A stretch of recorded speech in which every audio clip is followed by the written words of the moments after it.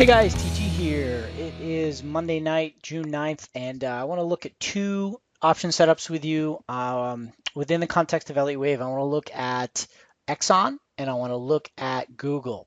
So to set the stage with Exxon, I think crude oil is about to break out. You'll notice that it has broken above a trend line that has been in place since 2011. So just connecting these highs, you will see we're just outside of the trend line here on the USO ETF. And also what's super interesting is look at the volume. It's just disappeared, which is completely normal within the course of a longer term consolidation like this. So we're just looking for that boost to come to rocket us out in USO. You can trade it this way. I'm sure implied volatility is practically nothing. So some higher delta calls, probably pretty good way to do it. You could buy some out of the money, lower delta calls to see if you can get a move up. But I think a better way to play it would be an Exxon.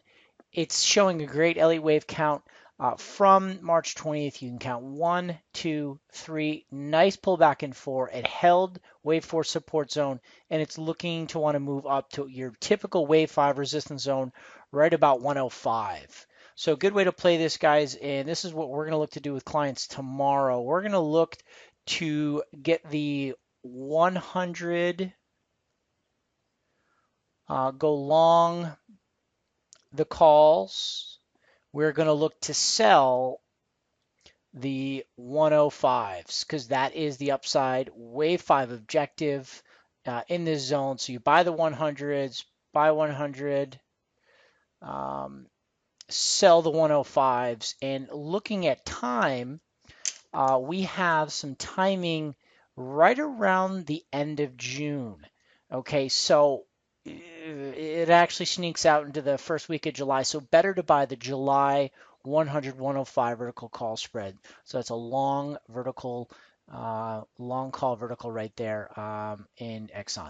The other market I want to look at here is, what was it, Google. This guy is setting up well. We actually did identify this low for you right here. In a prior video, we did identify the wave 4 low, and we look to be moving higher in Google. Let me go to a 4-hour chart and now tell you can't chase at this point. Okay, you're looking for the wave 5 objective.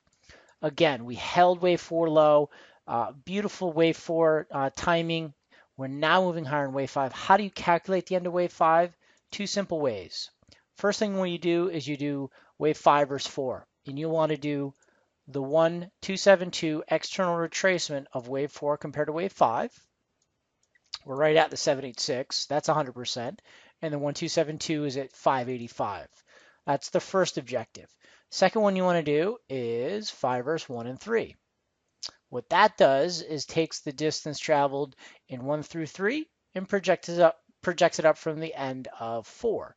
And you're going to notice there's another green level, which is ideal, right on top of the 1272, so just below 590. So we only have about $20 to go before you reach the ideal wave 5 zone in Google. Not a good time to go long. So what we like to do in this situation is I like to do an iron condor in this situation, short an iron condor.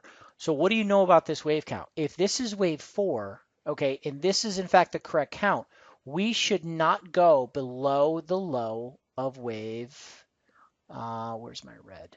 We should not go below wave 1 high, which is right here. Okay, so what that means is this is support, and I've highlighted it, wave count validation. If this count is correct, wave 4, whatever it does, should not break below 5. So it's going to be 543.89. That's your floor. On the top side, we have resistance, okay, into 590. So what we're looking here, guys, okay, that's the ceiling. What we're looking for is we're looking for Google to move up, but then complete wave 5 and then do a choppy correction down in wave 4. Okay, we should hold this support zone. So that means we are capped between 590 and 540. So a good way to do that is with an iron condor that expires into the end of July.